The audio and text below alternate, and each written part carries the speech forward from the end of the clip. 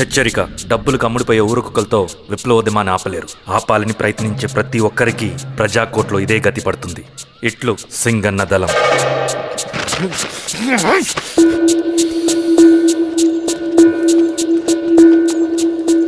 అయ్యా, మీకోసం చెన్నారెడ్డి గారు శేషారెడ్డి గారు వచ్చారండి. కూర్చోమని చెప్పు. సరే అండి.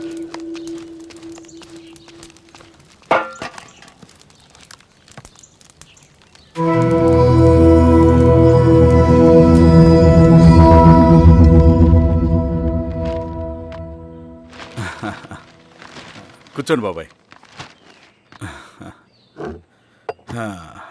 ఏంటి బాబాయ్ పొద్దున ఎలా వచ్చారు? అదే ఈశ్వరా, రైతు కూలీల విషయం. అవును బాబాయ్, ఈ విషయం పెద్దది కాకుండానే ఇక్కడే తుంచేయాలి. ఊళ్ళో అందరి సమస్య అదే ఈశ్వర. వాళ్ళు సరిగ్గా సమయం చూసి కూలీ రేట్లు పెంచమంటున్నారు. ఒక 5-10 అయితే మనకు పెద్దగా బాధ ఉండేది కాదు. ఏకంగా 50 రూపాయలు పెంచమంటున్నారు. ఇక మనకు మిగిలేదేంటన్నా?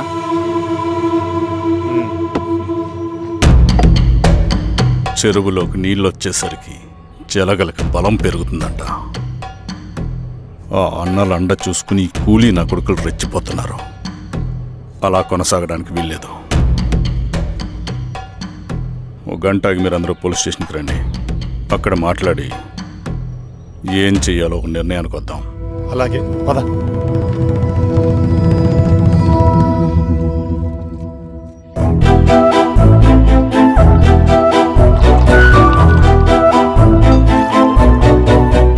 బాబు, సార్, స్టేషన్కి ఓ 10 టీలు త్వరగా పంపించు.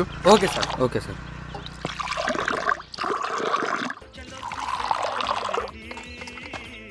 రెడ్డి గారు, బయట ఊరు నుంచి కూలి వాళ్ళని తీసుకొస్తే ఇక్కడ ఊరోళ్ళు ఊరుకుంటారా?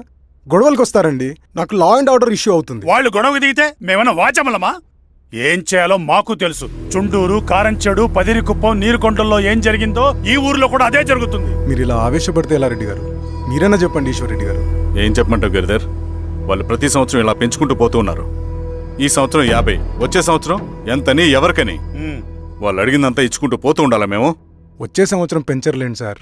సరే, అలాగని వాళ్ళని రాసివ్వమని చెప్పండి, అప్పుడు చూద్దాం. వీరస్వామి, ఆ నరసింహ గారిని పిలు. సార్. నరసింహ గారు, సార్ పిలుస్తున్నారు. నమస్తే సార్. నమస్తే, కూర్చోండి. Sir tea. నమస్కారం. నమస్తే సార్. టీ అందరికీ చూడండి నరసింహులు గారు, మీరు అడిగింది ఇవ్వటానికి వాళ్ళు సిద్ధంగా ఉన్నారు. కానీ వచ్చే సంవత్సరం మీరు కూలీల రేటు పెంచబోమని హామీ ఇవ్వాలి.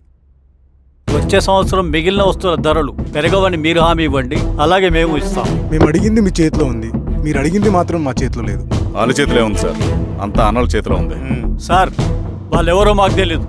మేమెవరి చేతుల్లో కీలువమనం కాదు. ఇది మా రైతు కూలీలందరం కలిసి సమిష్టిగా తీసుకున్న నిర్ణయం. చిన్న చిన్న అవసరాలకు అప్పులు తీసుకున్న పాపానికి మా భూముల్ని బలవంతంగా గుంజుకుని మా పొలాల్లో మమ్మల్నే కూలీలుగా మార్చారు వీళ్ళు. భూమి మాది, పని చేసేది మేము, పండించేది కూడా మేమే. అవన్నీ మీ పార్టీ మీటింగ్లో చెప్పుకోండి, వింటారు. కూలీ డబ్బులు ఇవ్వడం దయాధర్మం కాదు, మీకు తోచినంత ఇవ్వడానికి అది మా హక్కు. మేము అడిగింది న్యాయబద్ధంగా ఇవ్వకపోతే మీ పొలాల్లో ఒక గింజ కూడా రాలదు. పండిన పంటనంతా కాకులకి గద్దలకి వేసుకోవాల్సి వస్తుంది. ఇక దీని మీద చర్చ అనవసరం. వస్తాం. నరసింహ గారు కొంచెం ఆగండి సార్. మీరైనా కొంచెం చెప్పండి సార్. కొవ్వెక్కిన ఎండ్రకాయ కన్నంలో ఇరుక్కుందంట.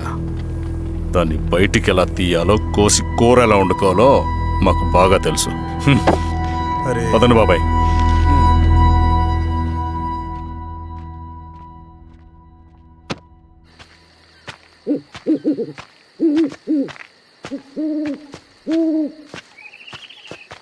లాల్ సలాం కామ్రేడ్. లాల్ సలాం. ఇంత పొద్దున లేచారంటన్నా? విప్లవకారుల జీవితాలు ఇంతే కదా రవి. 15 ఏళ్ళుగా ఇదే జీవితమే కదా బతుకుతున్నాను.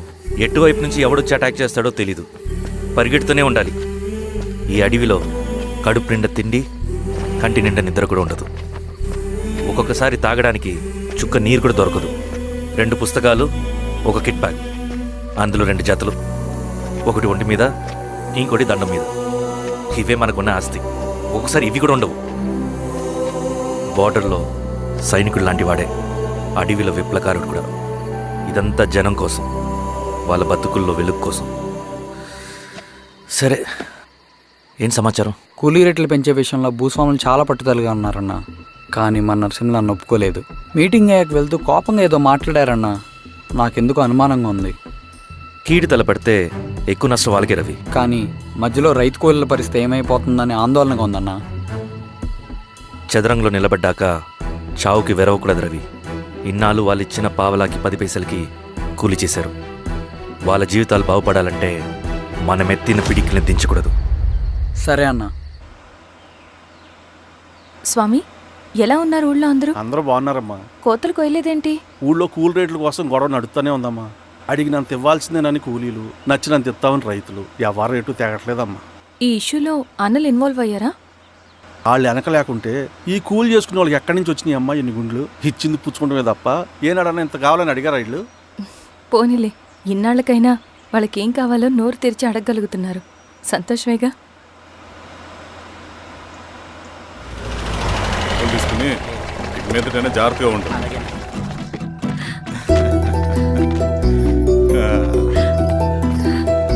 బాగున్నావమ్మా? బాగున్నానన్నయ్య, నువ్వెలా ఉన్నావు? బాగున్నాను. రా లోపలికి వెళ్దాం. రా కూర్చో. సో ప్రయాణం అంతా బాగానే జరిగింది కదా?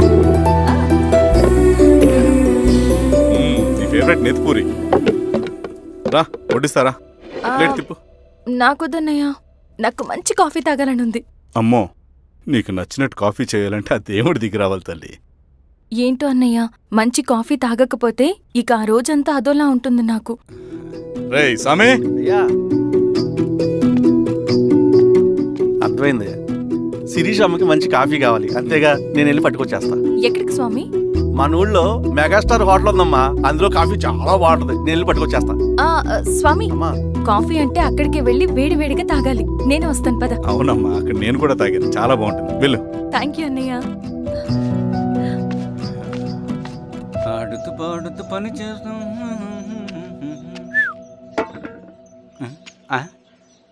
ఏంది మీ పిల్లగాడికా? అవును, ఒకసారి పెట్టుకొని చూస్తా. పెట్టుకో.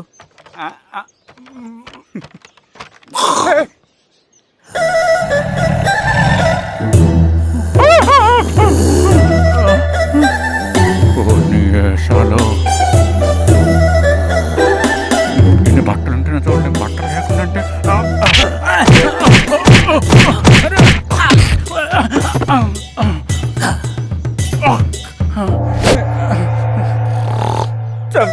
నీకు దండ పెడతా.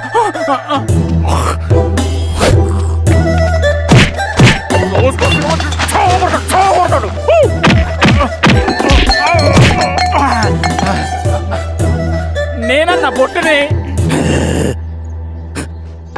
ఏందన్నా నాకు చంపుతాయంది.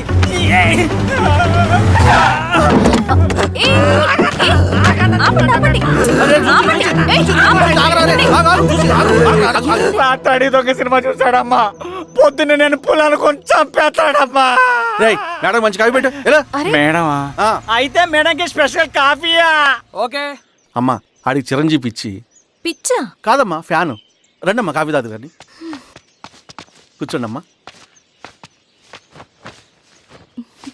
ఏంటి స్వామి ఇతను? చాలా మంచోడమ్మా, మెగాస్టార్ సినిమాలు చూసిన వాళ్ళు అయిపోతాడు. స్వామి, అమ్మా ఈ కాఫీ నేను ఎక్కడో తాగాను. మేడంకి స్పెషల్ కాఫీయా? ఏయ్, చూచి. మళ్ళక్కడికా? పద మేడం మందులు రాసుకో చూచి. Thank you. పద కూర్చో.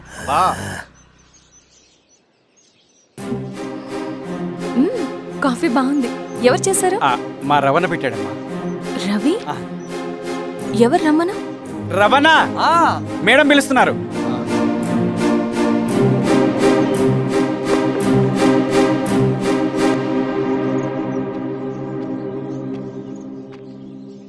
ఇతనే రవణ.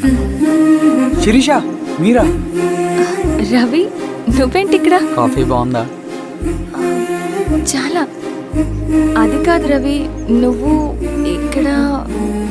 ఈ హోటల్ మనోల్దే. మన ఫ్రెండ్స్ అందరు బాగున్నారా? చాలా బాగున్నారు. అవును, మీరేంటి ఇక్కడ?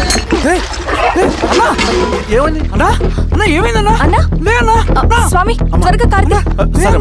జాగ్రత్త అన్నా, త్వరగా పట్టిది అన్నా. అన్నా, త్వరగా పోనీ. అన్నా.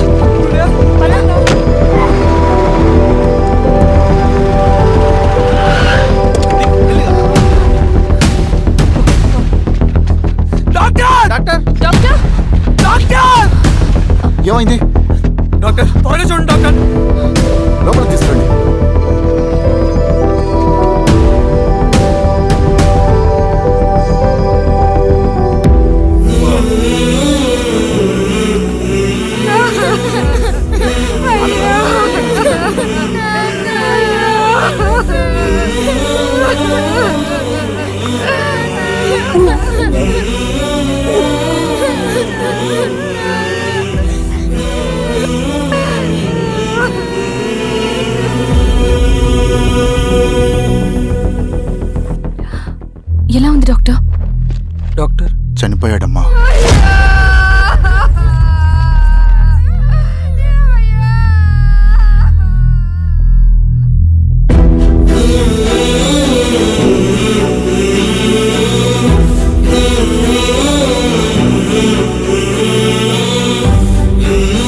ఆ పేపర్స్ ఏంటి రవి? అతని భూమికి సంబంధించిన పేపర్స్. ఒక సంవత్సరం నుంచి ఈ పేపర్స్ పట్టుకుని ప్రతిరోజు ఎంఆర్ ఆఫీస్ చుట్టూ తిరిగేవాడు. భూమిని తాకట్టు పెట్టి అప్పు తీసుకున్న పాపానికి టైంకి వడ్డీ కట్టలేదని అప్పిచ్చిన ఆ దొర ఎంఆర్ఓ ఆఫీస్లో లంచం ఇచ్చి భూమిని తన పేరు మీద రాయించుకున్నాడు. ఈ ఎంఆర్ఓ ఆఫీస్లో ఎవరు నిజాయితీగా పనిచేయట్లేదండి. చెట్టు కట్టి నరకాలు ఒక్కొక్కడిని. నరికేయడమేంటి రవి? నువ్వు కాగితం మీద ఒక బొమ్మ గీస్తావు, ఒక చోట సరిగ్గా రాదు, ఏం చేస్తావు? ఎరేజర్తో సరిచేస్తావా, లేకుంటే ఆ పేపర్ని చింపేస్తావా? మరి మనుషుల విషయంలో ఎందుకు రాదు ఆ ఆలోచన? తప్పు చేసిన ప్రతి ఒక్కరిని నరుక్కుంటూ పోతే చివరికి మిగిలేది మనుషులు కాదు, శవాలు.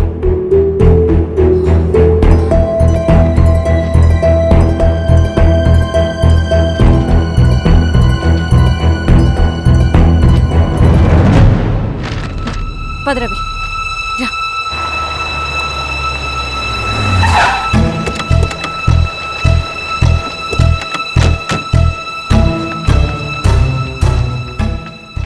పానుకోటి నర్సయ్య ల్యాండ్ ఎవరు చూస్తున్నారు?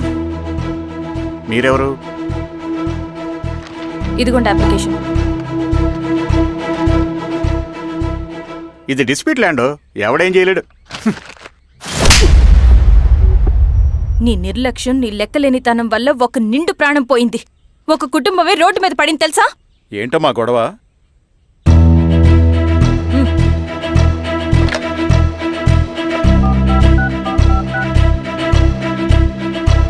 Hello sir.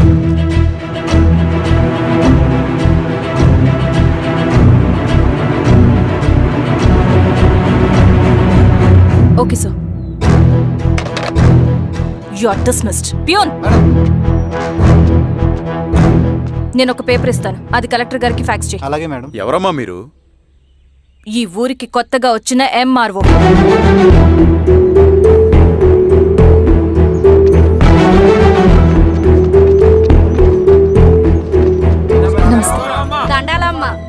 మీ పరిస్థితులు నాకు తెలుసు. పని చేస్తేనే మీకు పూట గడుస్తుంది. పనులు మానుకుని మీరు ఈ ఆఫీస్ చుట్టూ తిరగాల్సిన అవసరం లేదు. మరి ఎట్టాగమ్మా? నేనే మీ ఊరొస్తాను. ఆ రోజు అరగంట వీలు చూసుకుంటే చాలు, మీ పని పూర్తయిపోతుంది. దండాలమ్మా.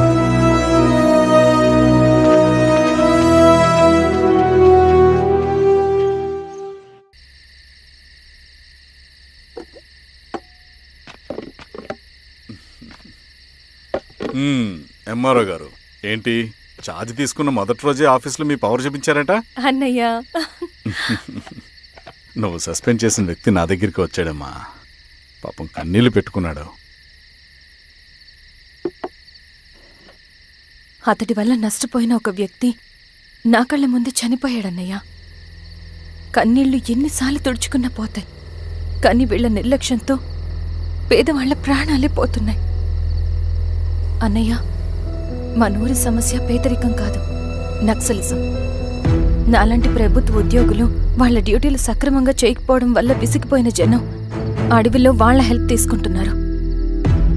ఒక వ్యవస్థ ఇక్కడ సరిగ్గా పనిచేయనందుకే మరో వ్యవస్థ అక్కడ పుట్టింది. అందుకే నా పన్నం చేయనివ్వండి. స్నానం చేసిరండి, భోజనం చేద్దాం.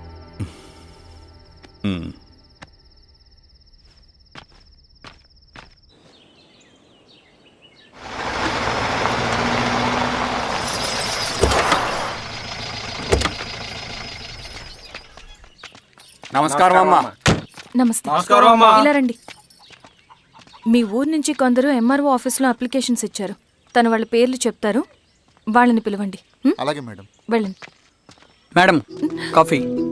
నువ్వెప్పుడు వచ్చావు రవి? మీరు గంటకోసారి కాఫీ కావాలంటారు కదా, మాటి మాటికి వెళ్ళి రావడం ఎందుకని వచ్చేసా.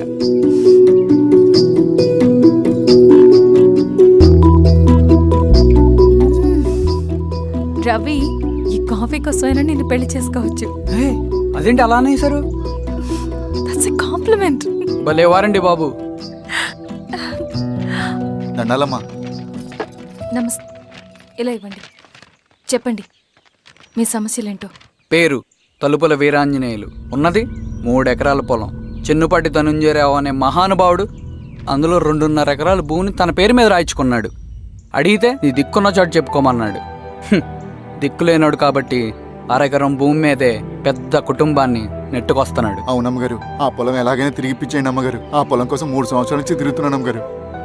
వీరబాబు, వీళ్ళందరి దగ్గర కలెక్ట్ చేసుకో. మేడం, దాదాపుగా ఇక్కడ ఉన్న వాళ్ళందరి పరిస్థితులు ఇవే. వీళ్ళ సమస్యలు పరిష్కారం కావాలంటే మాట్లాడాల్సింది వీళ్ళతో కాదు మేడం, మన ఊరి పెద్ద మనుషులతో. ఆహా. ఇందు మూలంగా 50 మంది గ్రామ ప్రజలకి తెలియజేయదేవనగా శ్రీరామగిరి గ్రామ పంచాయతీ మోతుబరి రైతులు, సన్న చిన్నకారు రైతులందరూ రేపు ఉదయం 10 గంటలకి ఎంఆర్ఓ ఆఫీస్ దగ్గరికి రావాలా.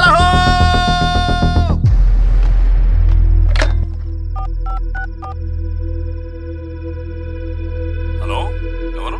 నమస్తే బాబాయ్, నేను ఈశ్వర్ రెడ్డి. ఎలా ఉన్నావు? బాగున్నా. చెప్పు బాబాయ్.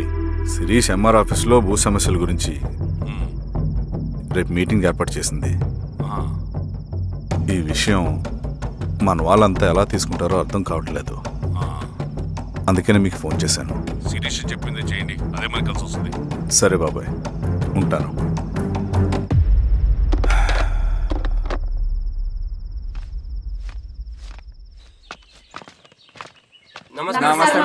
నమస్తే అమ్మా.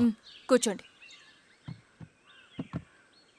పొలాల్లో పండిన పంట కోతకొచ్చినా ఈ రోజుకి ఒక్క గింజ కూడా తెగకుండా పక్షులకు, పందికొక్కలకు ఆహారంగా పోతుందంటే దానికి కారణం ఇది. ఈ ఊరికి పట్టిన దౌర్భాగ్యం మీరు చేసిన అక్రమాల చిట్ట. కడుపు మంటతో ఉన్నవాళ్లు మీరు చెప్పిన కూలీకొచ్చి ఎందుకు పనిచేస్తారు? దౌర్జన్యాలు చేసి దిక్కున్న చోట చెప్పుకోమన్నారు. ఇప్పుడు అడవే వాళ్ళకి దిక్కైంది. అది ఎవరి తప్పు? మొత్తం 100 ఎకరాల పైచిలుకు భూమి వాళ్ల దగ్గర దౌర్జన్యంగా లాక్కుని ఇన్ని సంవత్సరాలుగా మీరు అనుభవిస్తూ ఉన్నది.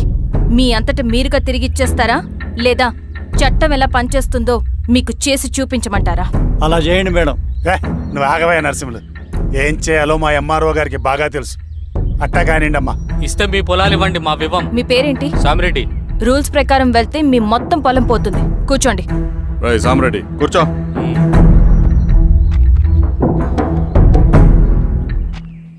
ఏమ్మా, సంతోషమేగా? మరీ నువ్వు అనుకున్నంత చెడ్డవాళ్ళేం కదమ్మా మనోళ్ళు.